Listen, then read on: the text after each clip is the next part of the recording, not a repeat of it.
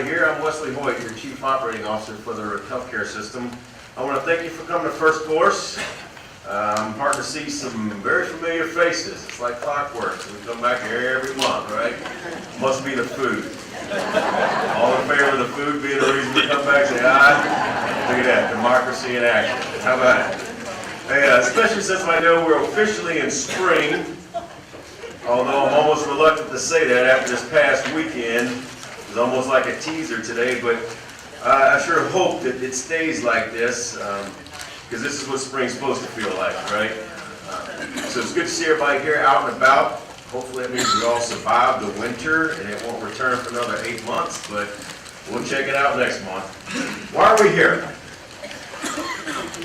In 2015, the White House launched the Stop the Bleed campaign. Stop the Bleed was created to educate the general public about saving lives in the event of a major blood loss. It's a national awareness campaign, and it's ultimately a call to action. A call to action that all of us as regular citizens can be a part of. Why is this important? Well, simply stated, it's a dangerous world we live in now. For years, we've lived with the knowledge that we're vulnerable to automobile accidents, farming accidents, and other serious injuries. However, we're living in a time when calculated mass violence seems to be happening with increasing frequency. I do not say this to incite fear or terror, but rather to emphasize why we're here. We do not know if or when any of us may be present or proximate to an event, but we can and should be prepared. How many scouts do we have in here, right? Always be prepared, right? Well, now we all must be prepared. We need only to look back probably as far as 1966 is when we really started this era of keeping track. When a student sniper fired down on passerbys at the University of Texas, thereby ushering in an era where we begin to track these deliberate mass casualty events. Including this event, there have been more than 150 shootings since 1966. From mid-2015 to present day, we've seen an alarming increase in the number and complexity of the shootings. In 2015 and 16 alone, we experienced 15 events with 183 people killed and another 614 wounded. Kansas wasn't immune to these events as we experienced a tragic event in Heston. We're here today because we can make a difference in the odds of survival for victims based on key immediate actions. I can speak from personal experience as a former Army hospital commander in Iraq and watching my medical teams respond to significant trauma events. Time is of the essence in mass casualty events, and Stop the Bleeding works. Stop the Bleed is a nationwide campaign that empowers individuals to act quickly in a bleeding emergency. Being prepared is crucial as a person can bleed out within 5 minutes. In fact, uncontrolled bleeding is the #1 cause of preventable deaths from trauma. Bystanders are always at the scene of an incident before emergency services arrive, and they have the power to act as first responders if they know what to do. This evening's education opportunity will be led by Ashley Thompson. Ashley's been with us as a valuable team member for 17 years now. She is our trauma service coordinator and will give us an inside look at the Stop the Bleed campaign and demonstrate how to control bleeding. Ashley has been a leader in the effort to bring Stop the Bleed to Hutchinson. Her team has presented to numerous groups in our community and is available to do more. If you are part of a group who is interested in partaking in a Stop the Bleed course, please contact Ashley. Please join me in welcoming her as today's speaker.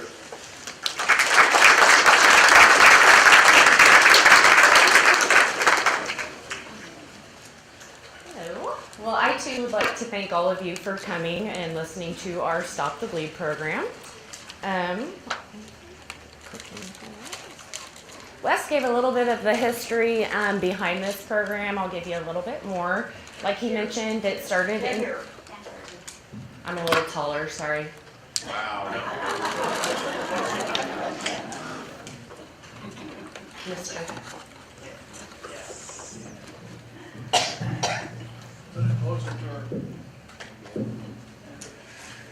Is that better? Yeah. Okay. Like I said, Wes gave a little bit of the history and where this program came from, and I'm going to give you a little bit more.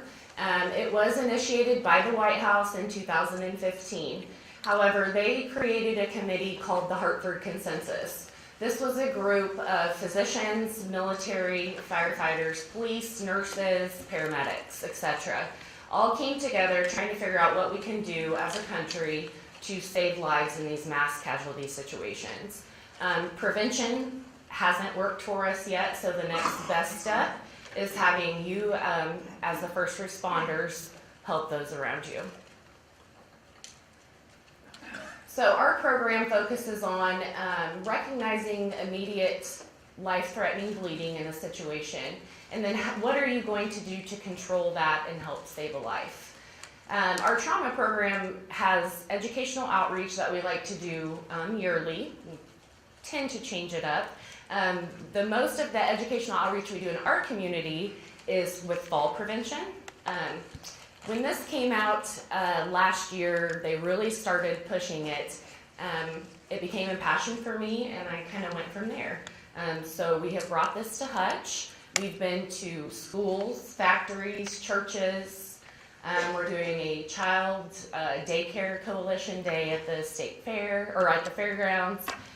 We're doing a bus rodeo. Never heard of that before, but all of the bus drivers in Reno County will be getting this education as well. And many, many more to come, but that's kind of the history of our program. Anybody queasy? I know you all just ate. I apologize.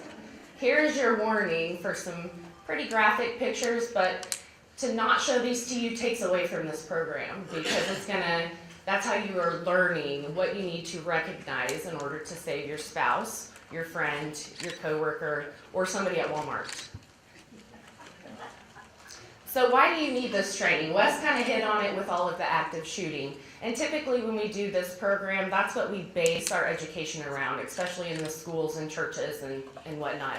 However, this can be used in many other situations. If you're the first responder to a motor vehicle crash, and EMS is minutes away, you could save a life. If you are involved in a home injury, gentlemen out there that like to use power tools, if you happen to accidentally cut yourself very well, your wife could save your life. And another one would be playground injuries. And I just received an article this last week from a school in North Carolina. They had just been taught to stop the bleed at their school, just received their kits the day prior, and a teacher had her class out for recess. 9-year-old was at the top of the jungle gym, fell, broke her arm. However, when she broke the bone, it nicked the artery, and she was bleeding to death in front of her. She quickly remembered what she had just learned, put a tourniquet on the young lady, and she survived. So it can be used in other situations other than mass casualty. So the principles and the immediate response of this program is, number one, to ensure your own safety. We emphasize that in the active shooter situations, or if we were to have a bombing. Make sure you are safe. You are not going to be able to help anybody if you're not safe. The next step is ABCs of bleeding. One would be call 911 if you can, or yell at somebody to call 911. B is for bleeding. You want to find the bleeding injury. And C is for compression, and that can be in different ways. One being tourniquet application, or two being applying a pressure dressing. Again, be sure that you are safe, not only against an active shooter, etc., but also against any bloodborne pathogens. So if you happen to come in contact with blood, make sure that you let first responders know that you were, okay? If there are gloves available, which we'll kind of go through some of the details here in just a minute about some trauma kits that are out, and a lot of those do have disposable gloves, go ahead and put those on. This is probably the most important slide of the whole presentation, and that is teaching you how to identify what's life-threatening and what's non-life-threatening. We will show you and demonstrate how to put a tourniquet on somebody today. We're not asking you to put a tourniquet on somebody that has a simple laceration. We're asking you to put a tourniquet on somebody that if you do not help them, they will die. And that's what this slide indicates here. How are you going to know that your friend, spouse, coworker is in trouble and needs your help? One would be blood that is spurting out of a wound. Now, that indicates that an artery has been hit. And like Wes said, you can bleed out within 5 minutes, very quickly, depending upon which artery is hit. Blood that won't stop coming out of the wound. So if you have a large gaping wound, not necessarily spurting like an artery bleed would, but it continues to pool and just spill out of the wound, they're losing blood quickly. Blood that is pooling on the ground around them, which indicates that they've already lost a lot of blood and you don't want them to lose any more. Clothing that is soaked, bandages that are soaked, loss of all or part of an arm or leg, and then the last one would be if you come across a victim that is unresponsive or confused and they're bleeding, that is a sign of shock or that they have lost too much blood and they need help. Oh, sorry. I should have warned you. Where's the pointer at on here? Anyway, okay. The one on the left is what I was talking about as far as blood spurting out of a wound. And that is an artery that's been hit. You will bleed very quickly out of that. The image on the right is just trying to indicate and show to you a very large gaping wound that's also soaking sheeting or clothing around. So wounds to the arms and legs. Like Wes had mentioned, they're the most frequent cause of preventable death from injury. So how are we going to stop that? There are a couple of ways that you can. The diagram on the left is showing you the areas that you can use a tourniquet. They also can be stopped by direct pressure. So you can use either. Torso junctional wounds, that's your neck, shoulder, and groin areas. Bleeding can be controlled by direct pressure and wound packing. Do not put a tourniquet around somebody's neck. That is not going to work. The last diagram is chest and abdominal injuries, and it's indicated on the left there in the red. The picture on the right is showing you and illustrating gunshot wounds. So if you come across a victim who has gunshot wounds but isn't actively bleeding on the outside, you're not going to help them. They need to be to a hospital and all of their injuries are internal and they're bleeding inside. So there's nothing that you're going to do to help them. The next few slides are just kind of a flow chart to kind of help your decision-making process if you are in one of these situations. So the first question it asks you is a trauma kit available? There are multiple brands and types out there on the market. The majority of them are this size, and I know this is hard to see, I'll pass it around. These are the ones that we have just samples of as far as the trauma program. But they are about this size. They come with multiple different things depending upon how much money you want to spend. But when it's asking if you have a trauma kit available, this is what it's referring to. Some just have gloves and pressure dressing supplies. Others come with that plus a tourniquet. And then others will come with all of that plus what's called a hemostatic dressing, and we'll go into that just a little bit. But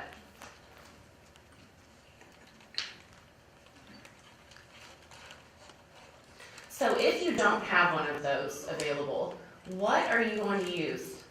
What are you going to do to save the life right next to you?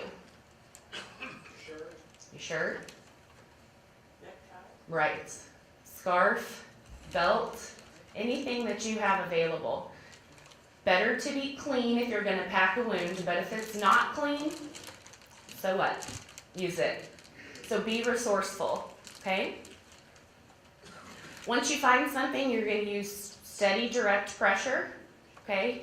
You're going to locate the source of the bleeding, steady direct pressure, and once you have control of that bleeding, you are not going to let go. You're going to get tired, but once you have control, you do not want to lose it. Just kind of run over that.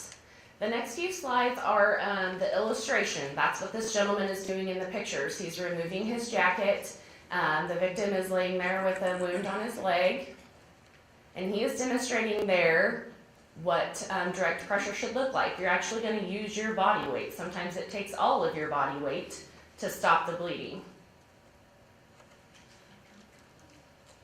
So if you do have one of those trauma kits available, what are we going to do? You want to locate the wound. So it's kind of what we talked about earlier with the diagrams. Is it on the arm or leg, or is it in the torso area? If it's in the arm or leg, does your trauma kit have a tourniquet available in it? And if so, we're going to use it. And now I kind of clicked through here because I think demonstration is way better than clicking through some pictures. So we're going to demonstrate how you actually apply a military style tourniquet now. I do want you to take note of the picture on the right. That is a perfect picture illustrating what a tourniquet should do. That is a large gaping wound, and there's not a drop of blood coming from that. That tourniquet is controlling it.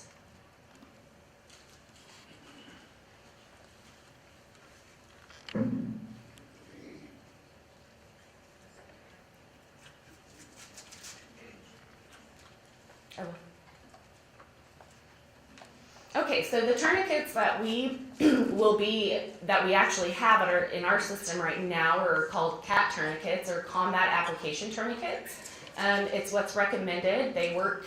They haven't been proven to fail, so that's what we carry, and that's what we'll be demonstrating on. So when you come across a CAT tourniquet, can you show them what it would look like when they would open it up? Sorry. They do come packaged, and they come much smaller. They will look just like this. So what you're going to do is just simply unvelcro it. So illustrate to them if Teresa had a wound on her arm. So if she has a wound right here, so down here on her forearm, what I'm going to want to do, if it's too close to the elbow, I need to go above the elbow. You don't want to put a tourniquet right on the joint because it won't get a good sealed pressure on that artery. Right above, here's the elbow.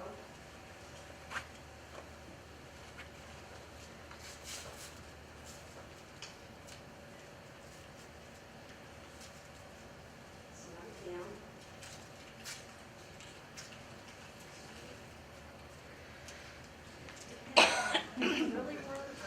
Okay, so we got it snug, and then we're going to start slowly turning this. And you're going to turn it until the bleeding stops. And it's going to hurt. It's going to hurt the patient, but that's okay.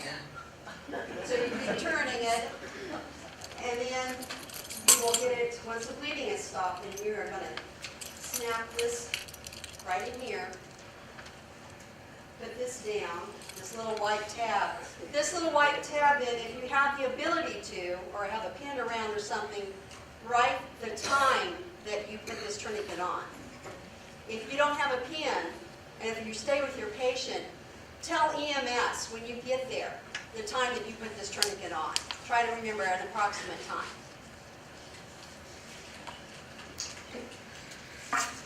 And then something else I want to mention is that sometimes it gets confusing, or people are wondering, did I miss a step? Why do I have so much hanging down there on the Velcro strap? These are fitted for thighs and arms, so you would be able to put it around someone's legs. So that's why you have such excess Velcro there.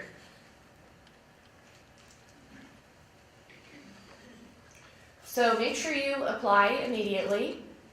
It can be placed right on top of clothing. You don't have to remove the clothing. However, if you come across a gentleman that may have like cargo pants on and have stuff in his pockets, that stuff needs to be removed. You can't put it over objects.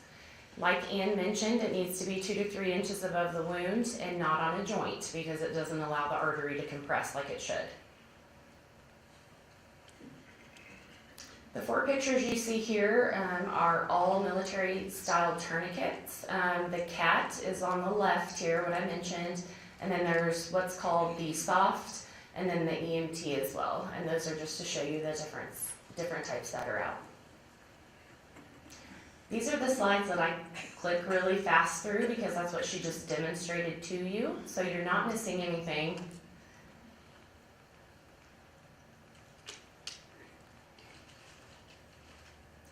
some things to remember about tourniquets and some common mistakes that can be made with tourniquets is one, there is data being proven and has been proven from the war that if you have a tourniquet on with 2 hours or less, you're not going to cause an amputation.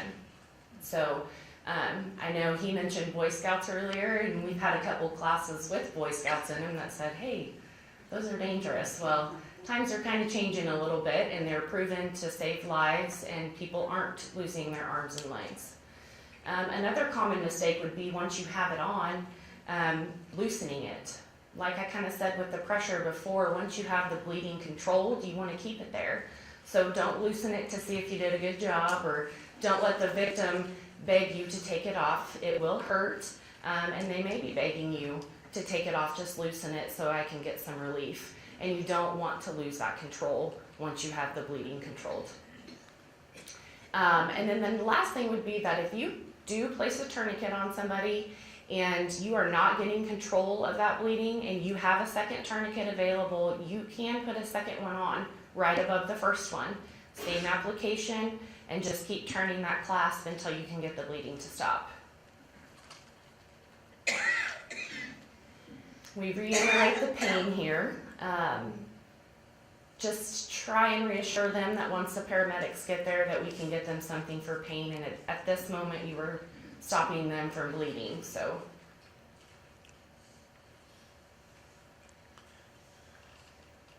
we're going to kind of save the time at the end for questions. We just have a little bit, a few more slides to go over for wounds, and then if you can remember the questions at the end, we'll probably do them all then. Back to the flow chart. If you don't have a tourniquet available, what are you going to use? I mentioned the hemostatic dressing or gauze earlier, and we'll kind of go over that. What we actually have in our kits is called QuikClot, and I'll pass this around so you can see and feel what it's like as well. But it's actually a gauze that's impregnated with a clotting medication. So what you can do is once you find the source of the bleeding, you put this on that area first, and it helps start clotting for the patient.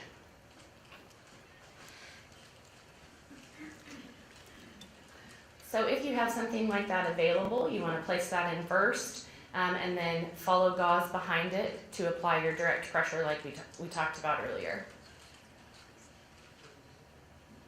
This slide is just giving you some examples of some of the brand names that you see out there.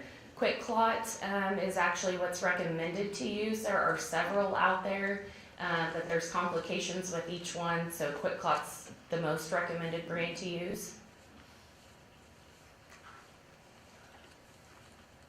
This diagram is illustrating perfectly what we're getting ready to tell you, which is when you have a large gaping wound, and I know this may make some of you queasy, applying gauze to the outside of that wound and just holding it there is not going to stop it. You're actually going to have to locate the source of the bleeding and put pressure on the inside of the wound to get it to stop. And this illustrates it perfectly. The one on the bottom is just showing you that you've got the gauze placed on top of the skin, and the blood is continuing to pool in that wound, and they're still actively bleeding, so you're not helping.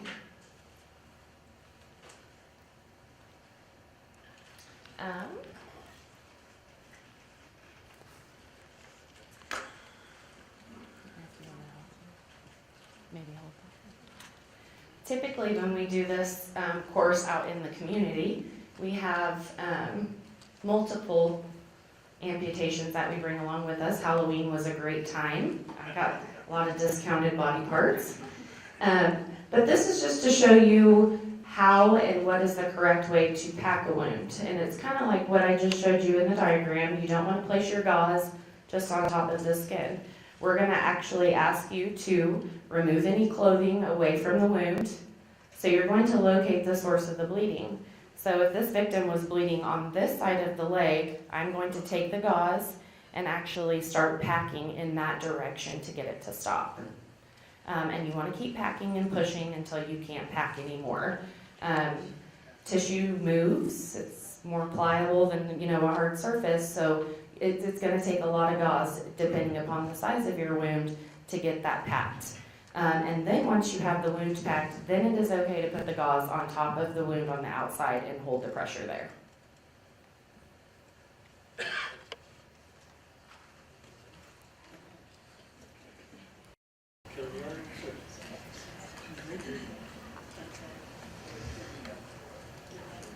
The last thing that I want to talk about is bleeding control in children, unfortunately. A lot of people want to know, what can you do for children in this situation? Tourniquets are not contraindicated in children as long as they fit appropriately. So our infants and toddlers know their tourniquets are not going to fit appropriately on them. If you have a school-age child that you can tighten it down enough to be beneficial, absolutely use it. As far as our younger ones that, the tourniquets aren't going to fit, be resourceful, kind of like what we talked about earlier. Your shoelace, a hair tie if you have it.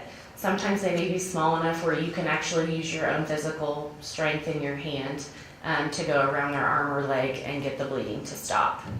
As far as direct pressure and wound packing in a child, same rules apply. You can pack wounds and apply pressure to any size child. Again, I want to make sure that you keep yourself safe, so if you're exposed to blood, make sure you let the first responders know that do arrive on scene that you were, and make sure you're washing with soap and water and protecting yourselves. The last slide is just a summary of kind of what we went over, and I just leave that up in case you want to read. Typically we do practice now. So what we're going to do in this course is, right now we'll allow for any questions that you guys have had throughout the lecture. And then he's got a couple announcements for you after. But then after his announcements, if you want any hands-on experience with the tourniquets or would like some instruction on wound packing, feel free to come to the back table with us and we'll go through as many things as you would like to practice. All right. Already see we got some questions. Just a quick FYI, because someone probably asked about this. We actually supplied the CAT tournament. Oh, you took, I was going to say that. You're good. At our local Healthy Clip for $39, so please keep that in mind. What do you use if you don't have any of this kind of equipment, like for a tourniquet? Be resourceful. So if you're wearing a necktie, take your tie off. If you have a shoelace, you can use your shoelace, your belt, a jacket, even if you can get it tied down tight enough. Anything that you have. Just be resourceful. Do you use to put one wound if you don't have one of these kits? You pack it with? Anything that you have. I'll say that in these situations, I'm not going to tell you there's a wrong or right way. There's not going to be a physician that I can name that would be upset for you trying. So if all you have is a jacket, take your jacket off, pack the wound. Any other questions?